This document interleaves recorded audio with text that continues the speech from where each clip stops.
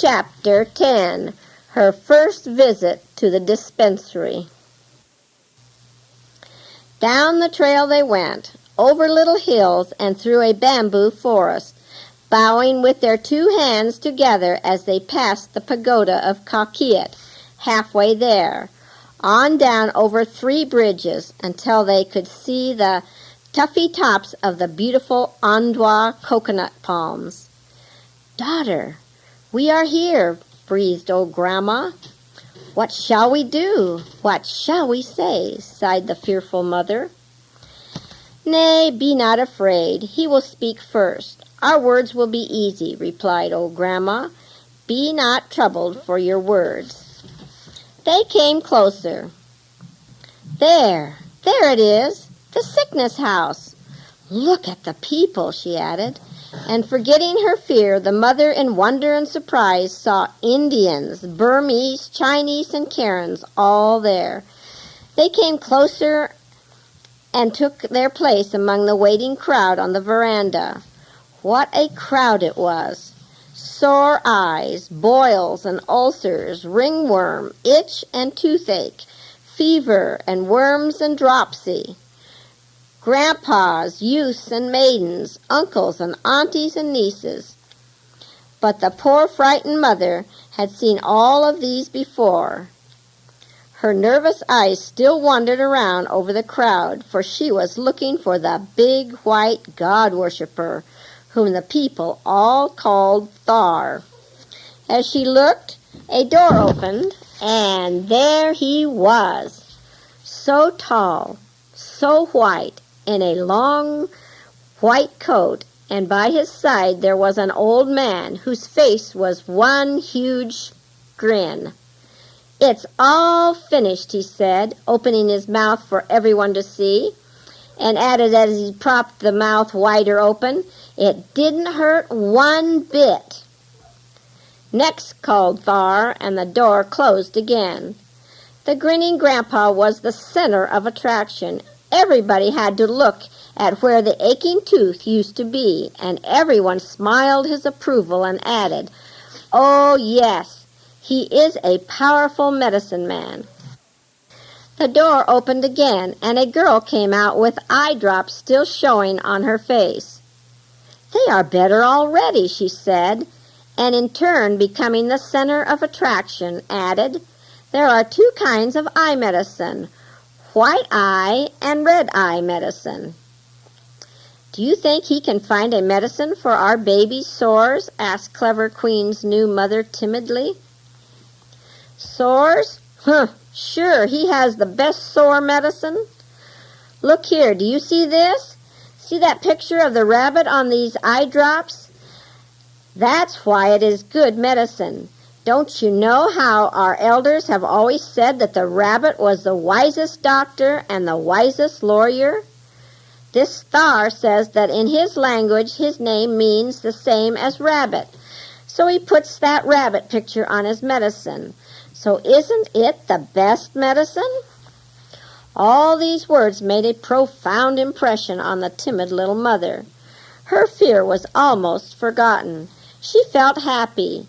But when at last the door opened and the Thar called next, and they were next, she just managed to move into the room with old Grandma and the baby, and then became speechless.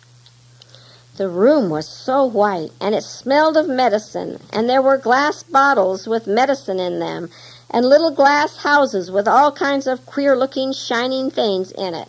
It was no use trying. She couldn't talk. But the strange part of it was, the Thar didn't seem to mind whether she talked or not, but smiling at old Grandma said, "Well, Grandma, is this the baby?"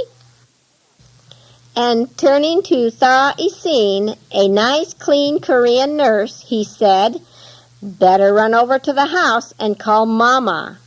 She's better with babies than I am." In a few minutes, the white, God-worshipping Mama came. She was whiter even than Thar, and she smiled so sweetly that the confidence of the jungle woman was completely won. And before they could realize it, Mama had the little baby in her lap and was unwrapping it.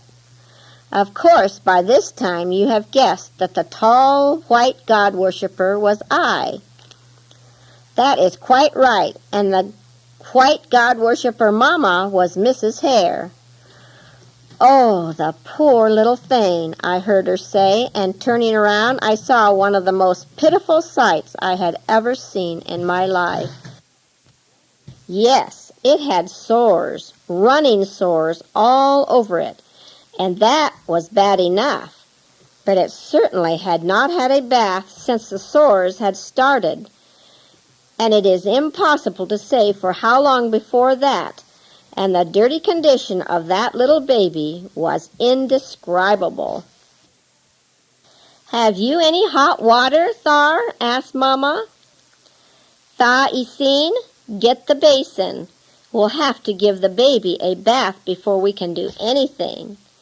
The basin was brought, and with the steaming kettle in my hand, I was just about to pour out some hot water when there was a terrifying scream from the frightened mother. "Oh, what are you going to do?" she said. "Are you going to cook her?" We didn't try to keep back our amusement, but laughed right out. "No, no, Auntie," we said. "We're not going to cook her. We're going to bathe her." "Bathe her," echoed the frightened woman. "But Thar, she is sick. She has sores. She will die if she touches water." Oh, Thar, even old Grandma was on the verge of panic. But she remembered suddenly that the chicken bones had said, "Go to the south," and she was able to control herself. Now all this time Clever Queen had looked on unconcerned, but the whiteness of everything and her mother's fear now produced similar results in her, and I want to draw the curtain over the next horrible half-hour. Let me only say that at the end of that time, Clever Queen, with clean bandages and a clean cloth around her, sat soothed and happy and contented on the lap of her smiling, delighted mother. Old Grandma was saying over and over again, "Surely we'll come again tomorrow," and Thar and Mama were wiping off the perspiration caused by one of the most strenuous half-hours in their lives. To the curious and friendly crowd outside, the mother said, for talking was strangely easy now, "Aren't their ways so different from our ways? Who ever heard of bathing a sick baby? I thought they were going to cook her." The crowd laughed. "Ha, ha, ha. We don't get surprised at anything they do anymore. You see, in a few days, your baby will be better." "Surely it will. The chicken bone said to come to the south," said the mother. "So we know she will get better. We know she will get better. In fact, she's better already." And she hugged her dear little baby close to her chest.